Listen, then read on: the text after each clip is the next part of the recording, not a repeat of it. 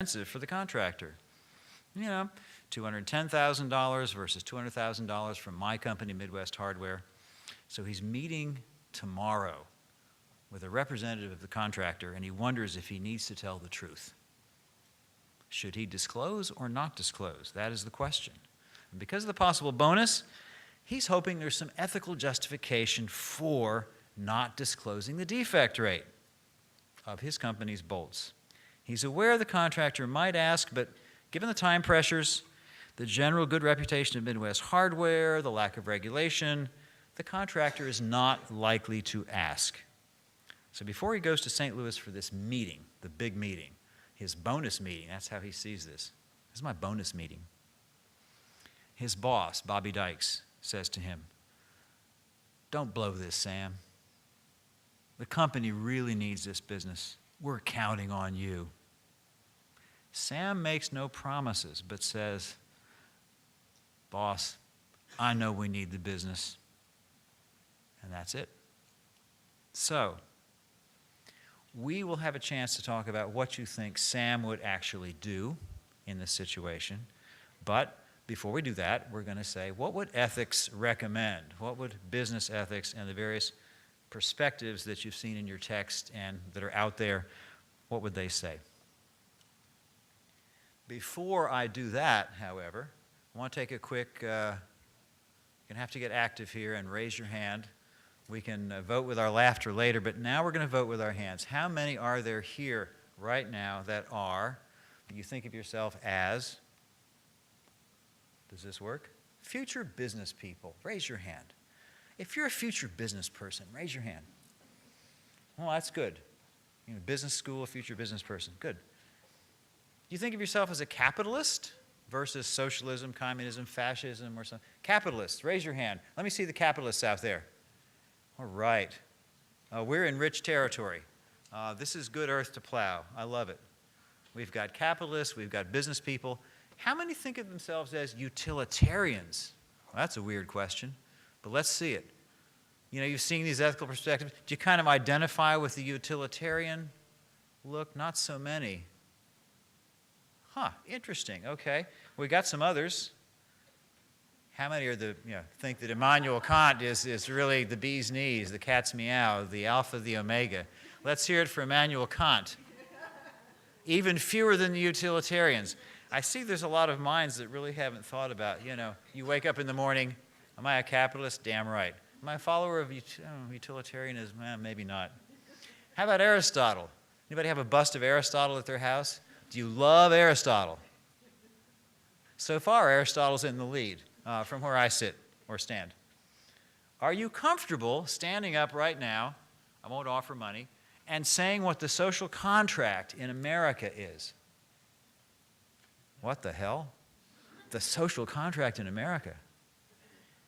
We should think about this, and we will. And in fact, if you get to the handout on the blackboard tomorrow or the next day, there's a whole lot about what do we really believe in this country? What's our vision? What's our history? What are our values? What is our social contract? And this is actually important for Sam, is the point that I will eventually wind up with. It's very important for Sam. Now, the moral perspectives come out as philosophical stuff like utilitarians and deontologists and virtue ethicists and justice people like Rawls and what have you. So we'll talk about them. But everybody starts in business school, and I've been teaching business ethics since 1990. You start with this guy who makes Steve Martin a liar. Can you tell us why? Yeah, who's Steve Martin? The wild and crazy guy? Is he already passé? I suppose he is. Yeah, it's the good old days of Saturday Night Live. Well, he's wearing plaid and he's dead. This is the great Nobel laureate Milton Friedman. Dead men don't wear plaid. Joke.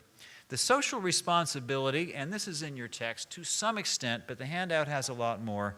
He had a famous 1971 article in New York Times Magazine said, "Social responsibility of business, give me a break. It's to make profits." For who? For the shareholders. That's what they do. Now, shareholders to stakeholders.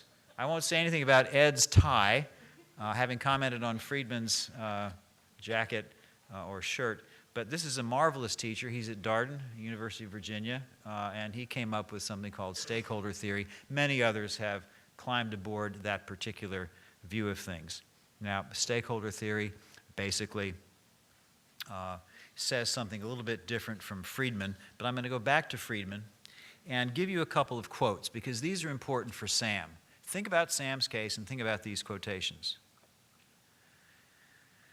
There is one social responsibility of business, and thus business people, right? To use its resources and engage in activities designed to increase its profits. Got that. Money. It's good. As long as it stays within the rules of the game, which is to say, engages in open and free competition without deception and fraud.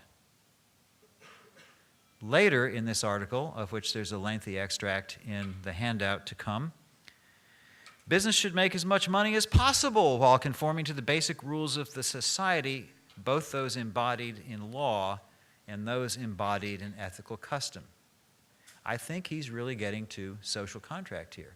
What is it that we embody in law and ethical custom but the social contract?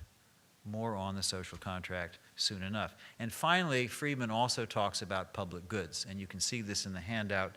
Important to realize that he supposes there is an effective governing authority, and he says, we have established constitutional, parliamentary, judicial provisions to control the functions of government, to assure that taxes are imposed in accordance with the preferences and desires of the public. So he posits that there is an effective governing authority that has public goods in mind and supervises private enterprise. Well, the stakeholder theorist said, you know, it's fine to think about profits, but there's lots of other stakeholders. You've got creditors, customers, suppliers, employees, the community, and you really need to think about all these things to create a business that sees the whole picture. If you want to create profits, yes, but you do that by looking at all the stakeholders, not just your shareholders. That is the quick and very dirty version of stakeholder theory. There's a lot more to it, including some things in the handout.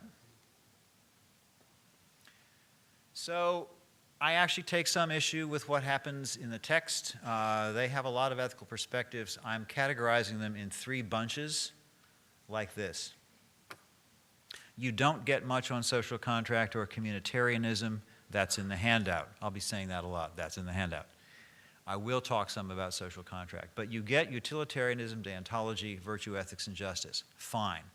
But Farrell and Friedrich, good authors, good people, I think are a little bit misleading in the sense that they talk about egoism and relativism as ethical perspectives. Let me just rant and rave briefly about egoism. To say, let's take Sam again. Suppose you know Sam, and Sarah knows Sam. And Sarah says, and you agree, Sam thinks only of himself, as in like totally all the time. He's just thinking of himself. He is so self-centered, right? Your first reaction is, oh, what an ethical guy. Not, right? It's like the opposite of what you would expect someone to say about an ethical person. He's just so into himself. He's just always thinking about himself. You know, if there's something in it for him, fine. Otherwise, no. That does not describe an ethical person. In fact, you have some materials on Kohlberg's stages of moral development, the various levels. Sam is really pre-conventional. He has not reached any kind of level of conventional or post-conventional morality. If he doesn't get punished, fine. If he can make a deal where he scratches somebody's back and they scratch his, great. Maybe he can bribe this guy that he's about to meet. Hey, I'm going to get a $25,000 bonus. I'll give you $10,000 a day if you give us the contract. He's at level 1, stage 2, pre-conventional. Nothing ethical about it, okay? So relativism, another thing that I have an issue with, it adopts the belief that there's no objective way to make reasonable judgments about better and worse behavior, right? You know, take an extreme example. A thoroughgoing relativist